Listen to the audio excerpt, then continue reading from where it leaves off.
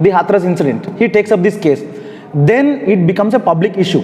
He comes to Delhi, he comes to the AIMS, he comes to Safdarjung, he stages a protest and becomes a public issue. One. Second, at Jantar Mantar also, Azad Samaj Party, Bhim Army people, they did protest. They mobilized good amount of people. And the Bhim Army volunteers, Bhim Army activists, they also staged protest across the country against the Hathras incident. Now, when this was happening, not incidentally, at the same time, on the streets, the BSP activists and the BSP youth, they were also protesting. Now, this is also... But who is creating the image that it is not protesting? The party is silent, See, sleeping. Listen. Of course, Mayawati did not come on the street like Chandrasekhar Azad. Okay. We have to accept this. Okay. No problem. Okay. She did not come onto the street. No problem. BSP activists, BSP cadre has come to the street. Let us accept this. Okay. Why should we not recognize them? We should see. Do not try. See, I don't know what these journalists and what these academicians do. They are not enlightened in the academic language. In the sense, if you write the complete picture. If you don't want to write, then say I am biased. Admit it. No, that I am trying to create a difference between the existing ongoing movements. You write it very openly. Whosoever is writing, let's say you are writing in any online portal, you are writing in any newspaper, you write it very clearly. My aim is to create a difference. You write it very clearly. No, why are you hiding? See, of course, Mayawati tweeted. Fair enough. She did her part. One, but of course, the community is expecting more than a tweet. That's a legitimate expectation. That's a legitimate expectation. Now, if she is not coming to the streets, should we completely wash away her contribution? No. Nobody is saying that people are not considering her to be the leader of the community or leader of the masses. Nobody is denying. I just asked that there is a perception. See, this perception is a built perception. No, Okay. Perception is you demolish it. Perception is a created. No, you demolish it. Perception is a created perception. It is always a crafted and constructed perception. Okay. Because media, what is the media showing? What is the newspaper showing? Now, let's take the newspapers of October and November. Let's take newspapers of October. This 2020 October. Online and offline, both. Online portal and print media. Did they show all the protesting images of the protesters? Did they show the images? Did they write about the protesters? Which party, which organization, which unit, which area? Did they write? So this is not the way. No. When protesters are coming, you must say, yes, there are protesters who have come. Now, protesters have come from BSP, protesters have come from Azad Samaj Party, protesters have come from Okay. Let's stick to the book more. Yes. I am just asking, my questions are very brief. My question was that, do you see that this book, the Chamchas, where Manavarji is talking about how the fake leadership is created, and they are not serving the interest of, let's say, the marginalized people. Is this book more relevant today? It is very much relevant. More relevant. It is definitely relevant. Yes. Let us take the last 5 years. Okay. In the last 5 years, what did the BJP do to the SC, ST, OBC communities according to constitution? What did it do to the Dalits, Adivasis and the backward classes in the social sense? Now, in the universities, they tried doing seat cut, they tried implementing 100% Viva, and they have completely shown the exit door to the scheduled caste, scheduled race and the OBC students according to constitution. In the social sense, the Dalit, Adivasi and backward class students are shown exit door. Now, let us go by the policies. Is there a single policy by the Modi regime that has come in favor of the scheduled caste, scheduled tribe and the OBCs? Is there a single policy that is benefiting the scheduled caste, scheduled tribe and OBC? But people are saying that the party's base is increasing among the marginalized community. See, this is an illusion. It is an illusion. It is an illusion. It is not the truth. It is not at all the truth. If it is increasing, their vote share should be in 60-70%. No, their vote share. 41 it has come. In 2014, their vote share was 31. In 2019, their vote share increased to 41. Yes. I think so. It's 41. I think 41. If it is wrong, you please correct it. No, it's okay. Okay. Now let us take, why are the psephologists, why are political scientists, Why are these academicians interested in only the voting of the scheduled caste, scheduled tribe and OBCs? Now let me go in the argument of John Race. This is John Race's argument. I am just putting it to you. John Race wrote an article in the Brandeis Journal called Caste, in which the title of the article is called The Revolt of the Upper Caste. This is John Race. John Race's argument is that the upper caste, let's say the Brahmins, Baniya, Thakur, Rajput, Kshatriya, all of them have consolidated in the states of Uttar Pradesh, in the states of Bihar, in the states of Rajasthan, Haryana and all these northern Indian states. Okay? And also Gujarat. Therefore, they have ensured that only and only BJP MPs, only BJP representatives get elected in the MP elections, in the Lok Sabha elections. Did the psephologists, let's say the CSDS school, let's say Lokniti, or let's say any psephology, any electioneering thing, did they take a survey of whom did the Brahmin community vote for? Whom did the Baniya community vote for? Whom did the Rajput community, the Kshatriya community vote for? Is there a survey? Why there is no survey? I am asking you, why there is no survey? So Praveen is saying, I want to summarize, I want to use your own words to say that there is a Dalit study center, but there is no Brahmins study center. Yes. I wrote a paper. Yes. In JNU English Studies. Why there is no center for Brahminical studies? There was a seminar called Dalit Studies. Yes. There was a seminar in 2019, March first week. I presented a paper called What is Dalit of Dalit Studies, in which I argued categorically why should we not study the Brahmin. So in that I proposed that there should be Brahmin studies. There should be studies on Brahmin. So what I mean to say is, now let me tell the argument of John Race and then I will explain on the Brahmin. Okay. See, John Race is arguing that Mandal Commission came in 1990s and Mandal Commission is implemented, and after that in the state of Uttar Pradesh, in the state of Bihar, and let's say in couple of southern Indian states, there is a consciousness among the OBCs, in the sense they are electing the parties that are representing the interest of the OBCs and also the scheduled caste and scheduled tribes. And there are a couple of parties like BSP, RJD, this happened. And also parties that have come after Mandal Commission have actually tried to represent the interest of the OBCs to some amount of time. So therefore, what the caste Hindus are doing is, the caste Hindus are unable to cope up with the entry of the SC, ST, OBCs in the modern institutions, let's say university, let's say parliament, or let's say any modern space. So therefore, the rise of Narendra Modi as the rise of Narendra Modi as an authoritarian leader is to consolidate is in the consolidation of the Hindu vote, is in the consolidation of Hindu consciousness. So I am trying to extend the argument of John Race. Now, Christopher Jeffrello is not telling anything new. John Race said much before. Jeffrello is trying to just paraphrase and just trying to expand the argument. Jeffrello has been working on this, but Jeffrello is saying nothing new. So this Indian Express and all those people are publishing, they should actually research. No, without researching, how are you just publishing? So I am, as a student of political science and a student of, let's say, electoral democracy in India, we must understand what is happening in elections. Now, there was a survey. In the survey, it is completely proven that BJP is a party of Brahmin and Baniya. Okay, in the times of Atal Advani and in the times of Modi and Amit Shah also. This is proved in the survey.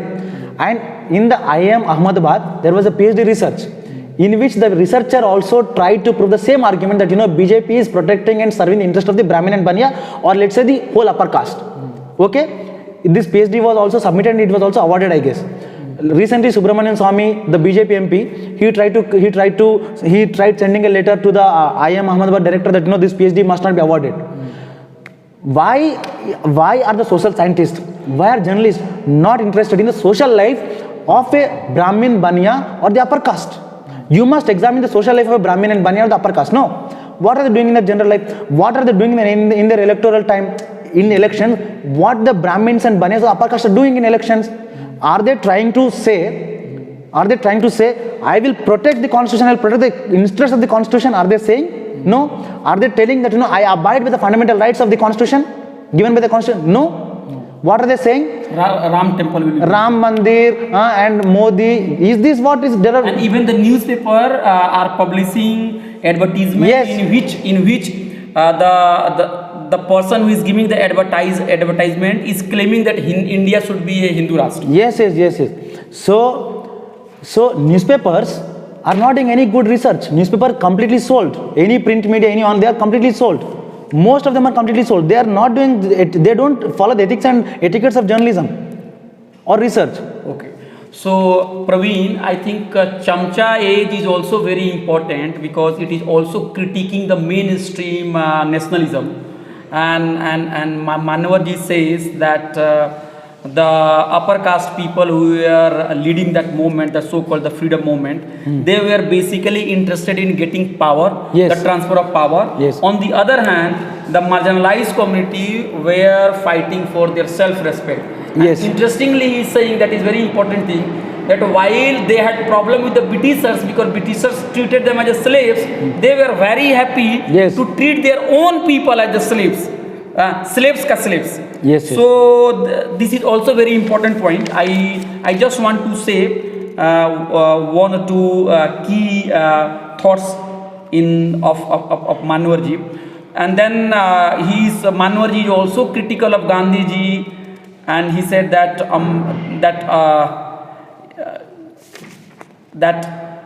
Ambedkar said that Gandhi has no justification to oppose separate electorate. Yes, he doesn't have any. See, MK Gandhi in the I think in Young India, he was editing that. MK Gandhi told it that MK Gandhi written it very clearly that if the separate electorates are given, he says this, he uses this. I am just quoting him. The untouchable hooligan and the Musalman hooligan will join together and will be a threat to the caste Hindus, will be a threat to the Hindu. So I am just paraphrasing this. So Gandhi is trying, what is Gandhi doing? Gandhi is telling that Gandhi is considering the untouchables as hooligans. This is the first point. Second is considering Muslims as hooligans. This is the second point. The third point, yes, you read it, it is available, you can still find it online. Where? In Young India, it is there. Okay. This is also mentioned in Anupama Rao's book, Caste. I don't think it is written. She's just quotes. She just quotes in her book, Caste Question. It is there. If you and also Ambedkar is also quoting that. So Ambedkar also is aware of that. Gandhi is actually consolidating the caste Hindus. Gandhi is not interested to protect the rights of Dalits or Adivasis of the backward class. He is just interested in protecting just the interest of the caste Hindus. Therefore, he is opposing separate electorates. What happens if a separate electorate is given? Let's imagine what happens. Now there is an autonomous Dalit movement. In autonomous Dalit movement, let's imagine now there are multiple autonomous Dalit movements in various states. And if there is separate electorate, let's imagine, can a stooge get elected in a separate electorate? No, it is not possible, because the people who are voting are the people belonging to scheduled caste and scheduled tribe according to constitution.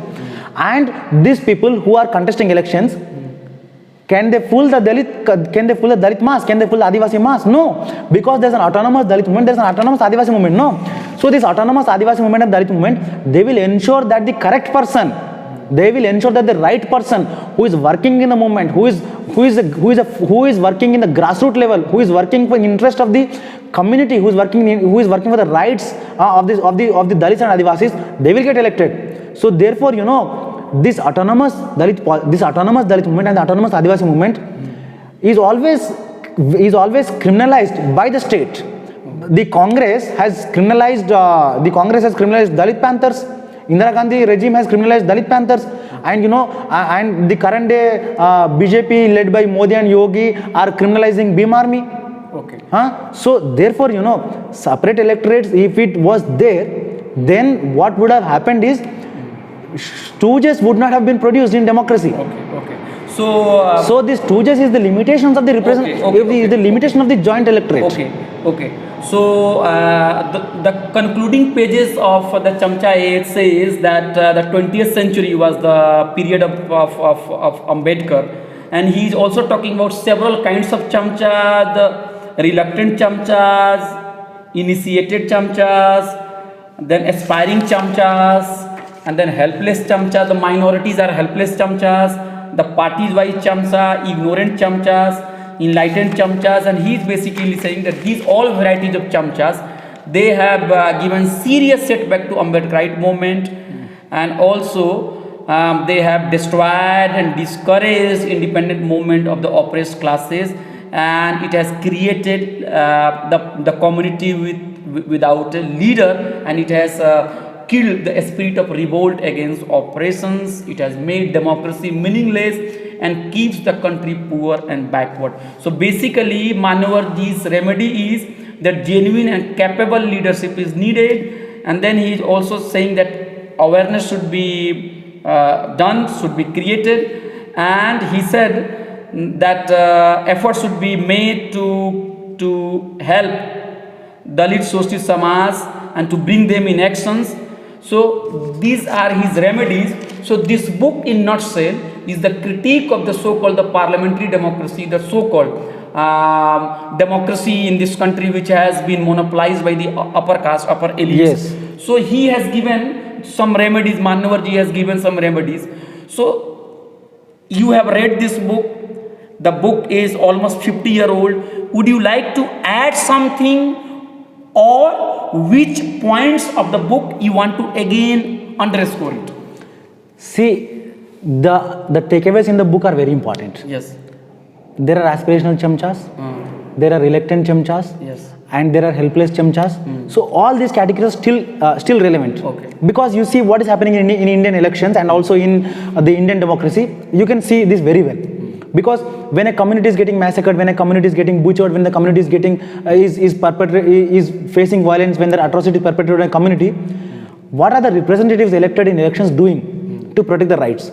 They are completely helpless because they are listening to their boss, who is an upper caste fellow sitting in 10 Janpath, sitting in, let's say, BJP headquarters, right?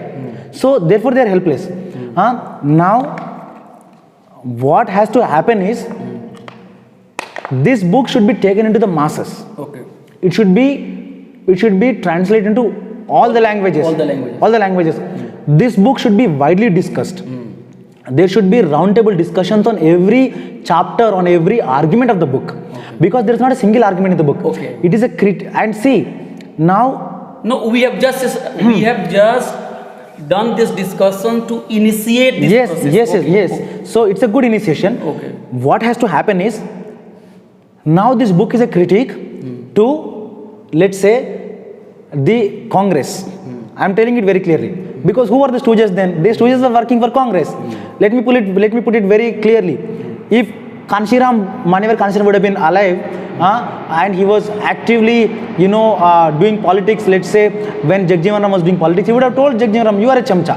He would have openly told it to him. Okay. Now in the current day, if he was alive, he would have told a lot of people who get elected in SC and ST reserved seat. He would have told a lot of people in BJP who are now BJP. Incidentally, BJP has the most number of elected representatives from the SC reserved constituency and also ST reserved constituency. He would have told them, you are chamchas. This would have been in language. Now this is a critique to the parties, let's say the Congress, parties like Congress and BJP. Now we should also expand this book in the sense, what are the leaders doing from the parties who are getting elected from, let's say, the parties in the lines of anti-caste thought. Let's say DMK, let's say ADMK, let's say BSP, let's say RJD, let's say SP. These are also parties, no? SP and RJD claim socialism.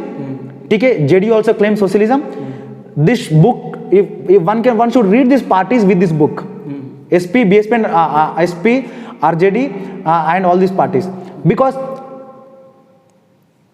parties in the name of anti-caste is DMK, ADMK and BSP, okay? And also VCK, Tamil Nadu. And parties in the name of socialism is all the Janata Parivar, JDS, Karnataka, JDU, Bihar, RJD, Bihar, SP, Samajwadi Party, Bihar. Lohia JP. Lohia and JP movement. We should also read the products of the JP movement, product of the Lohiite movement with this book.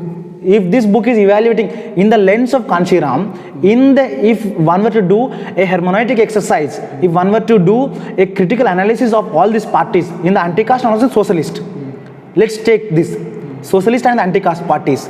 if we analyze these two broad parties, broad categories with Kanshiram, I am very sure that in the lines of Kanshiram, one can definitely critique all these parties. Okay, so Praveen, thank you very much for sharing your thought with us, and I think we have just made a very little effort to initiate this discussion, or I would say to participate in this ongoing discussion, to understand and to know and to read in new reality, in new crisis.